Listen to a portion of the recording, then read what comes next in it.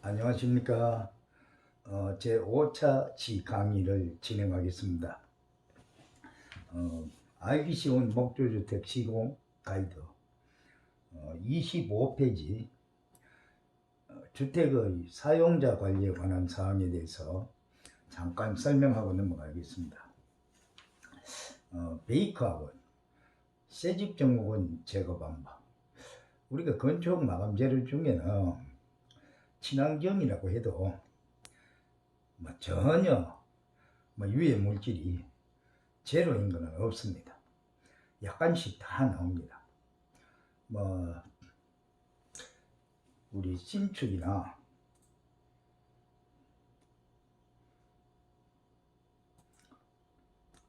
개보수 건물에서는 건축 마감재로부터 발생하는 오염물질을 효과적으로 제거하는 방법은 베이크아웃이 제일 좋습니다.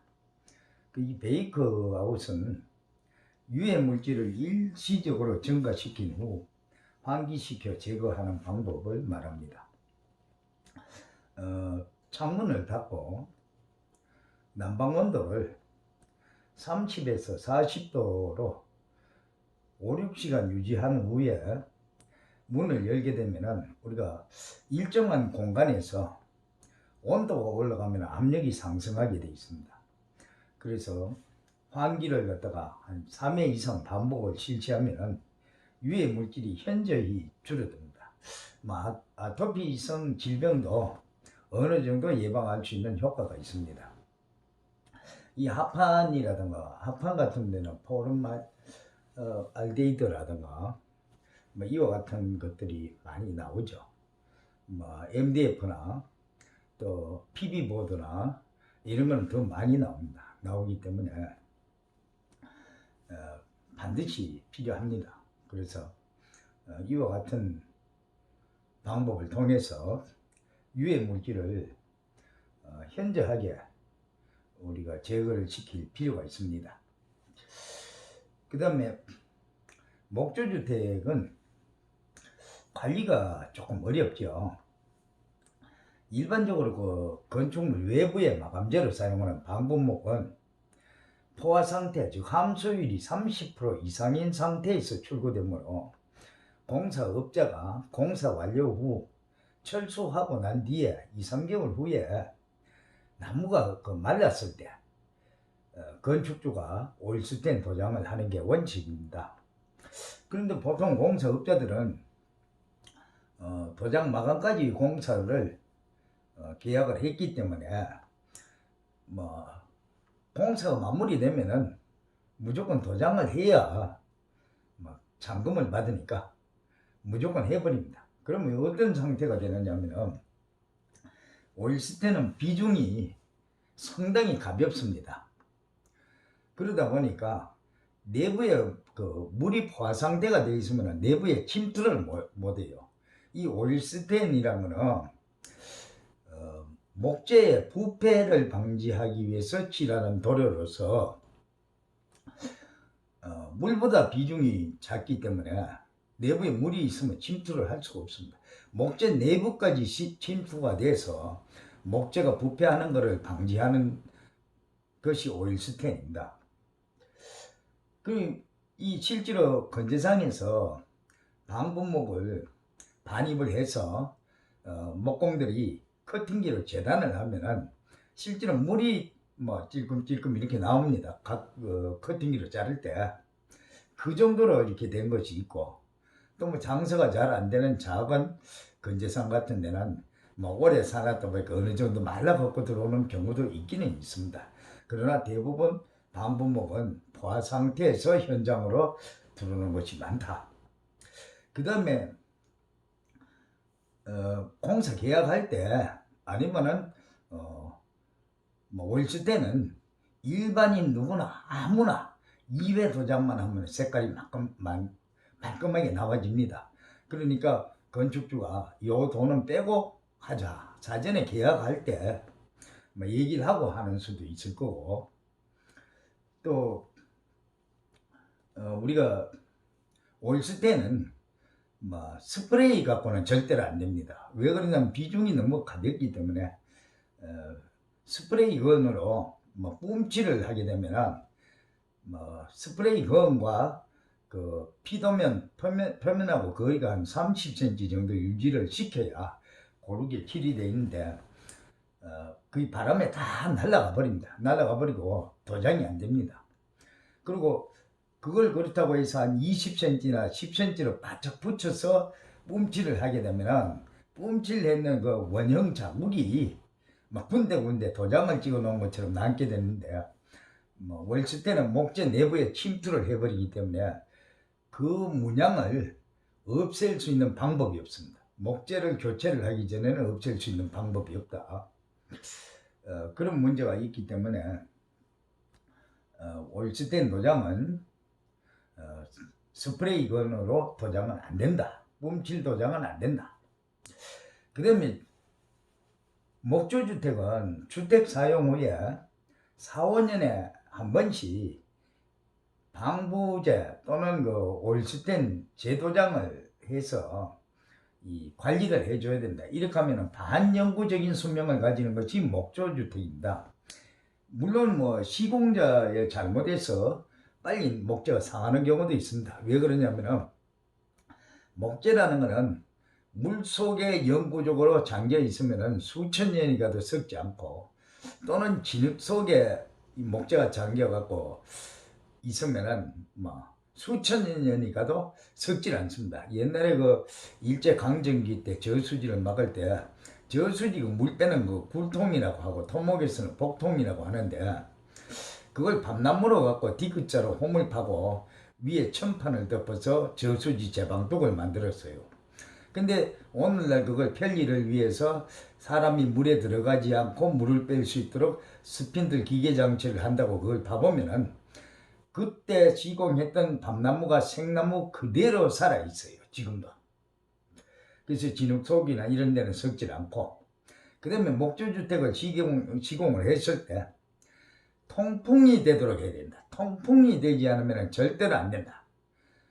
통풍이 되지 않고 습기가 말랐다가 뭐 장시간 그 목재 내부에 체류하다가 서서히 말랐다가 또 습기가 들어왔다가 이렇게 되면은 목재가 썩어버립니다. 그냥 썩어버린다.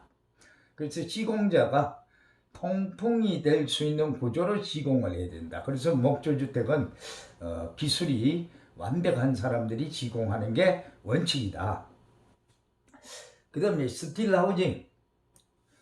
자, 우리 스틸하우징, 스틸하우징은 공사비가 저렴하고 공사 기간이 짧기 때문에 서민들이 선호하는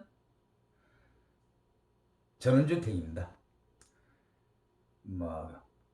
철강 제품은 그 공기 중에 노출되면 산화작용으로 부식이 되게 되어 있습니다. 우리가 일반 철근 같은 거를 바깥에 이렇게 놔둬보면 한 일주일 정도 지나면 녹이 시뻘겋겠습니다. 녹이 슬기 시작한 철근은 금방 상해버립니다. 목재에 비해서 철의 부식 속도가 월등하게 빠르다. 그러면은 녹이 안 서는 철골 구조로 하면 될 거 아니냐. 아연도 각반이나 이런 걸 이용을 하면 되긴 됩니다. 되긴 되는데 그와 같은 제품은 시공 그 단가가 목구조보다도 훨씬 비싸질 수도 있다. 서민들이 경제성이 있다고 해서 사용하는 건데 목조 구조보다 훨씬 비싸진다. 그렇게 하면 누가 집을 지을 사람이 없겠죠. 그 다음에 이 강제를 사용할 때 보면은 철골 업자들이 젓갈색으로 된 도장을 된 거를 갖고 와서 시공을 하고 그 도장이 돼 있으니까 녹이 안 쓴다고들 얘기하는데 그 젓갈색으로 되어 있는 그 도장은 삽이라고 해서 일종의 프라이머입니다. 광명단, 방청 도장을 해야 되는데 그냥 젓갈색으로는 되질 않습니다. 그건 삽이라고 해서 일종의 프라이머 역할을 하는 그런 도료다. 그 다음에 철근 제품은 뭐 공기 중에 굉장히 빨리 부식이 되고, 그 다음에 주택 사용 후에 뭐 5, 6년에 한 번씩 방청도장, 그러니까 외부에 비 맞는데 노출된 부분을 얘기합니다. 내부에 들어간 거는 뭐 방청도장을 한번 해놓으면 괜찮은데, 외부에 혹시 노출되는 부분은 방청도장을 게을리 하면 안 된다. 그 다음에 철골조 주택의 단점은, 철은 열 전도율이 좋기 때문에 단열에 신경을 써야 된다. 목조주택은 각재와 각재 사이사이에 인슐레이션 단열재를 집어넣어서 단열을 지키면 된다. 목조는 목재 자체가 단열성이 우수하기 때문에. 그러나 철은 그렇게 사이사이에 집어넣어버리면 방 안에 겨울 되면 냉수를 떠놓고 자고 일어나면 냉수가 얼어요. 열전도율이 좋아서 내부까지 그냥 그대로 그 냉기가 침투가 되는 거예요. 그러면 그 철제는 철제 안쪽에도 항상 단열재가 들어가 있어야 된다. 이런 부분을 신경을 많이 써야 된다.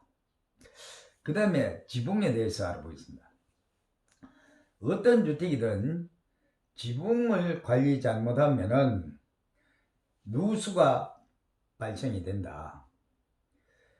특히 전원주택은 나무들과 인접하고 있어서 물바지가 우리 건축학적으로 거트라고 얘기합니다. 거트 속에 낙엽이 쌓여 갖고 누수가 되는 경우가 있으므로 주의가 필요하다. 낙엽이 많이 쌓이게 되면 드레인 물 홈통, 선홈통 속으로 물이 안 빠지고 넘쳐 흘러버려요. 그러면은 처막 끝으로 해서 누수가 되는 거예요. 물이라 하는 거는 우리가 낮은 곳에, 높은 곳에서 낮은 곳으로 흐르는데, 그게 바로 처막 끝에서 수직으로 떨어지는 게 아니고 옆으로 서서히 젖어 들어가서 내부에까지 누수가 될 수도 있고, 또 물이 낮은 곳에서 높은 곳으로도 흐르게 됩니다. 자, 요거 이해가 잘 안 가시는데, 세수대에 물을 한 그릇 떠놓고 휴지나 천을 갖다가 한쪽 끝을 담고 높게 올려서 세수대 바깥으로 내려놓으면 물이 높은 데로 올라옵니다. 올라와서 땅바닥으로 물이 떨어지게 돼요. 왜 그러냐? 섬유질 사이로 모세관 현상이 발생하기 때문에. 우리가 지붕판을 덮을 때 지붕 위에 판과 밑에 판이 간격이 10mm나 이렇게 또 벌어져 있으면 낮은 곳에서 위로 올라가지는 않는데, 딱 밀착이 돼서 미세한 공백이 생기게 되어 있는데, 이럴 경우에는 모세관 현상으로 해서 철판과 철판, 특히 칼라 강판 지붕 같은 경우는 철판과 철판을 덮어놓은 이음 부분에서 물이 위로 올라가서 누수가 될 수가 있다. 그래서 겹치는 거는 항상 30cm 정도를 겹쳐줘야 된다. 이게 100mm 정도 이렇게 지붕을 겹쳐서 이으면 절대 안 된다는 거예요.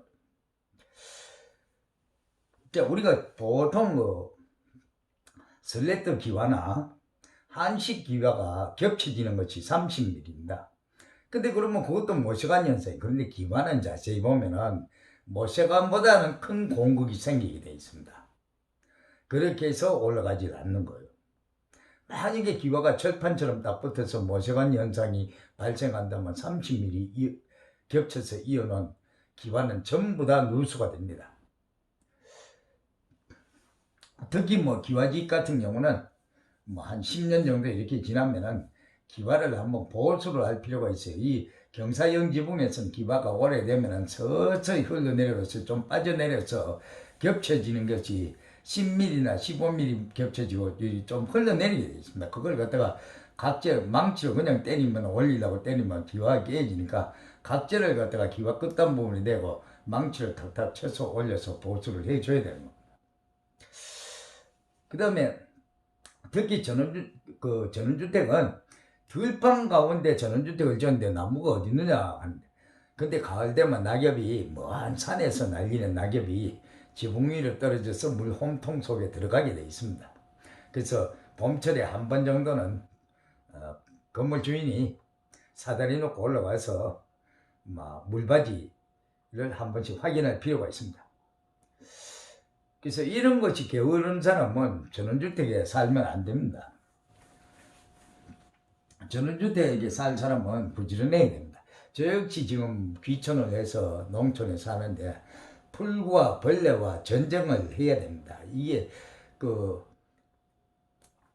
풀이 있게 되면은 자연히 곤충이나 벌레들이 많게 돼 있고, 또 그들이 살고 있는 세상에 내가 진입을 해놓고 그들이 없어져서 전멸하기를 바라는 것은 잘못된 거죠.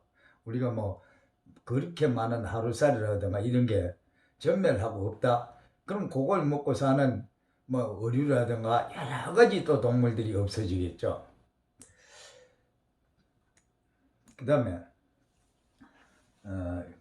이번에는 공사 계약서를 한번 알아보겠습니다. 자, 공사 계약서란 건축주와 시공자 상방의 서로에 대한 권리와 의무에 대한 약속이 성립되었음을 증명하는 문서로, 모든 문서 업무의 이해관계나 약속 등의 계약서와 관련된 문서가 첨부되어야 한다.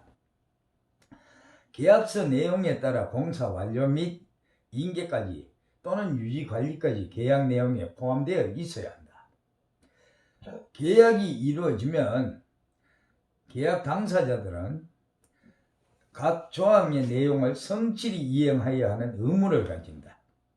계약서가 정확하게 작성되어야 사후에 분쟁이 발생하지 않습니다. 우리는 보통 전원주택을 짓는다고 공사 계약을 하게 되면 사실은 공사업자가 계약서를 만들어 와서 건물주는 거기 도장을 지어줍니다. 그렇게 되면 누가 유리하겠습니다? 공사업자가 갑이 되고 건물주는 을이 돼 버리는 거예요. 거꾸로 건물주가 갑이 되고 공사업자가 을이 돼야 하는데, 이건 굉장히 잘못되어 버립니다. 그러면 공사계약서는 누가 만들어야 되느냐? 건물주가 만들어 놔야 됩니다. 왜? 건물주가 자기 의향대로, 자기가 요구하는 대로, 자기가 원하는 기능대로 집을 지어야지, 공사업자의 요구대로 공사업자가 원하는 기능대로 집을 짓기 위해서 집을 짓는 게 아니다는 거죠. 또 건축을 하는 것은 공사업자의 돈을 벌기 위해서 지어주는 것이 아니다는 거죠. 내가 살기 위해서, 편안하고 안락한 삶을 누리기 위해서 공사를 하는 겁니다. 자, 이 집을 잘못 한번 지어버리면 이거는 쉽게 고칠 수도 없고 전원생말이 아니고 가슴말이, 속병의 근원이 되어버리는 게 바로 집을 짓는 행위입니다. 그래서 공사업자가 계약서를 만들어 오는 게 아니고 건축주가 항상 공사계약서를 만들어 놔야 된다. 그 다음에 그럼 공사계약서의 주요 명기사항은 어떤 거냐? 이런 걸 게을리해서 우리가 피해를 보고 인터넷에 보면 인테리어 업자가 공사를 다 했는데 잘못됐는데 하자도 안 해준다, 여러 가지 내용들이 많습니다. 우리가 공사계약서에 필수적으로 기재되어야 할 사항, 그러니까 계약서 자체에 기재되어야 할 사항을 알아보기로 합니다. 첫 번째, 도급인과 수급인이 명확하게 기재가 되어 있어야 되고, 건물의 위치와 규모가 분명히 기재되어 있어야 되고, 건축물의 공사기관이 명확하게 딱 나와 있어야 됩니다. 그 다음에 공사 금액과 대금 지불 방법. 자, 대금 지불 방법 굉장히 중요하죠. 이게 잘못되면 공사업자가 또 돈을 못 받을 수 있어요. 그래서 가불관계를 없애기 위해서 요즘은 동행계약서라고도 하죠. 공사업자가 이건 좀 짚고 넘어갈 문제입니다. 그 다음에 안전사고 방지 이행에 대한 조치 및 책임관계, 이거 명확해야 됩니다. 우리가 자동차를 제가 빌려줘갖고 무상으로 아는 친구가 빌려 타고 가다가 교통사고를 했으면 차주도 별상의 책임이 있습니다. 그것과 마찬가지로 안전사고 방지 이행에 대한 조치 및 이행 책임관계가 명확하지 않으면 나중에 뭐 큰 문제, 공사나 안전사고라 하는 거는 예기치 않게 발생할 수도 있고 거기에 대한 책임 문제라든가 금전적인 문제라든가 법적인 문제가 발생합니다. 이 부분을 명확하게 해야 되고, 그 다음에 계약 및 하자담보 이행에 관한 책임관계, 이건 명확해야 된다. 계약 및 하자담보 이행에 대한 책임관계.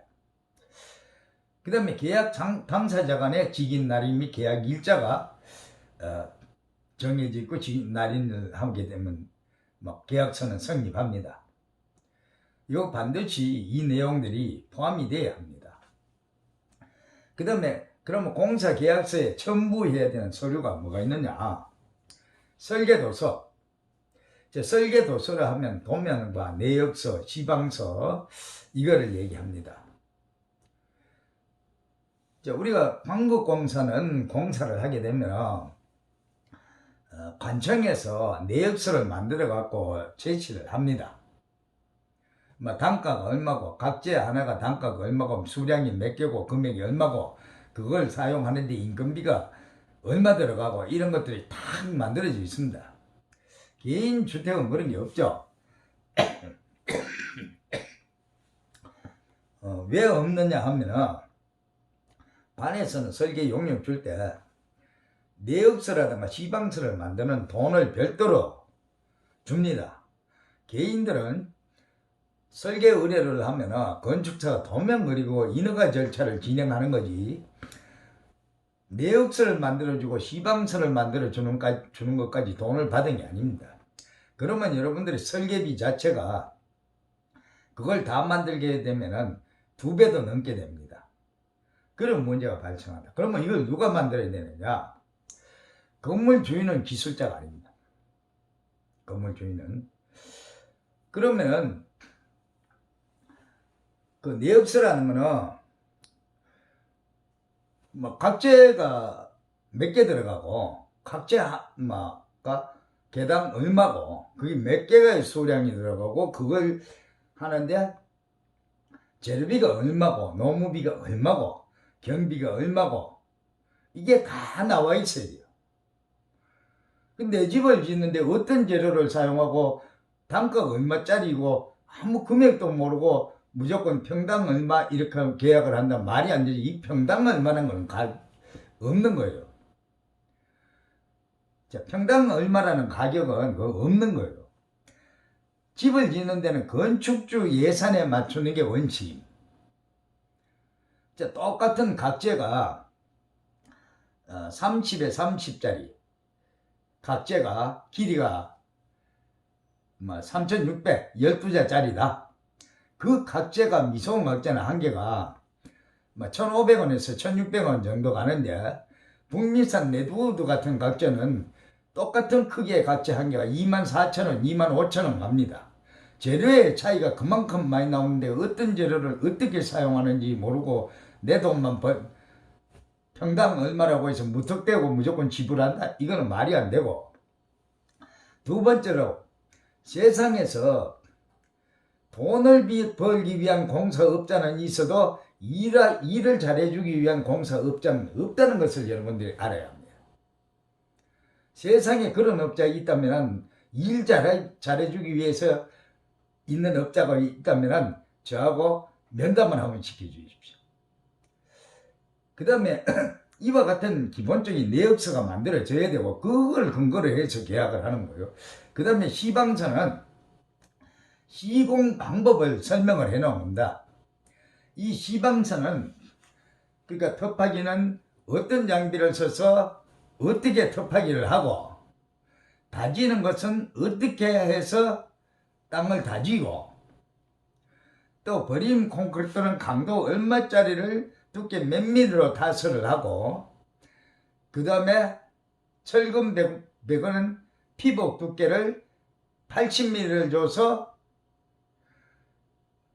몇 cm, 몇 mm 간격으로 철근을 배관을 하고, 철근이 총 수량이 몇 톤이 들어간다 또는 몇 킬로가 들어간다. 그 다음에 배관을 해서 결속해서 결속선은 겹치는 곳마다 빼먹지 않고 다 묶어준다. 이와 같이 시공하는 방법을 정확하게 이렇게 막 콘크리트 치는 방법, 또 뭐 벽돌을 쌓게 되면 벽돌을 쌓는 방법, 이와 같은 게 정확하게 기재가 되지 않으면은 돈은 내 돈 주고 자기 마음대로 부실 공사하고, 이거는 말이 안 되는 거죠. 그 사람들은 그 집에서 평생 살 사람들이 아니고 돈만 받아서 떠나는 게 목적이죠. 그래서 내역서, 시방서, 우리가 설계도서라 하면은 보면 내역서, 시방서가 반드시 첨부가 돼야 되는데, 개인공사는 내역서, 시방서가 없으므로 공사업자가 견적을 낼 땐 내역서 만들어야 됩니다. 견적 내용을 만들어야 되지 뭐 갖고 얼마나 그럽니까? 그래서 이와 같은 거를 다 제시를 해야 된다. 뭐 광국공사 같으면 어림도 없죠. 내역서가 없는 소규모 공사업자가 이거 만들어서 제시 안 하면 공사 못해요.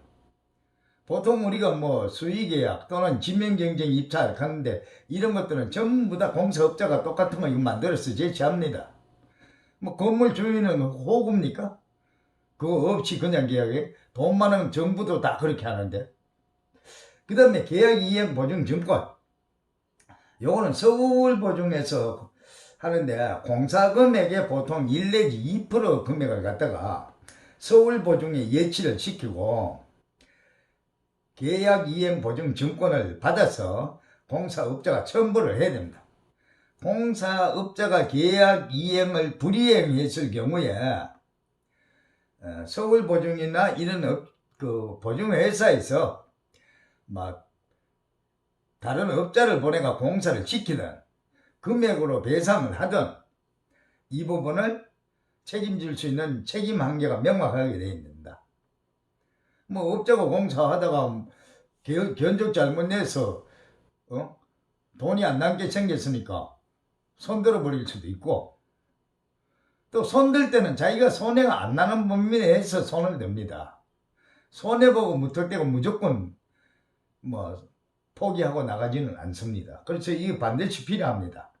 정부공사도 이거 전부 다 필요해요. 정부공사는 뭐 200만원, 300만원짜리도 다 필요한데, 이거 제시하라 하면 공사업자들이 공사금액이 소규모인데 이런 걸 누가 합니까? 이익하고. 이거는 말이 안 되죠. 말이 안 되는 거예요. 몇백만원짜리도 다 합니다. 그 다음에 이거 업자가 손해보는 게 아니고, 공사 완료하고 건물 주인으로부터 계약 이행 완료했다고 확인서를 받아가면은 돈은 환불을 해줍니다. 서울보증에서. 그 업자도 이게 손해나는 일이 아니다는 거죠. 그 다음에 하자 이행보증증권이나 이행각서. 근데 이제 이행각서는 개인이 그냥 하자 담보를 이행해야겠다고 각서를 쓰는 건데, 요거는 이제 관공서에 수년간 그 관공서에 일을 했던 믿을 수 있는 업체만 이행각서가 해당이 됩니다. 해당이 되고 나머지는 전부 보증증권이 있어야 돼요.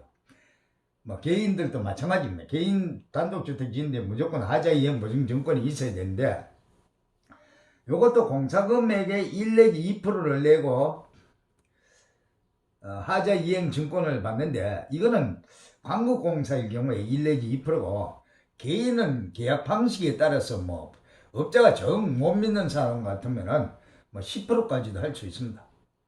요것도 하자 기간이 있어서 뭐 공사계약서상에 하자를 2년 해주기로 했으면 2년 끝나고 나서 공사업자가 건물 주인으로부터 하자 이행 완료했다고 확인서를 받아가면은 서울보증에서 환급을 받습니다. 그러니까 이 업자는 이거 손해나는 일이 아니다. 그 다음에 우리가 대부분의 공사업자들이 뭐 하자가 발생했다, 이 금액이 좀 크게 들어간다, 그렇게 하면 그냥 잠수 타거나 뭐 못 해주니까 법대로 하시오, 이렇게. 바로 이런 게 없기 때문에 그렇죠. 하자 이행 증권이 있어야 되는데 없으니까 이거 반드시 있어야 됩니다. 그 다음에 사업자가 없는 사람한테 맡기시 공사를 맡기면 안 됩니다.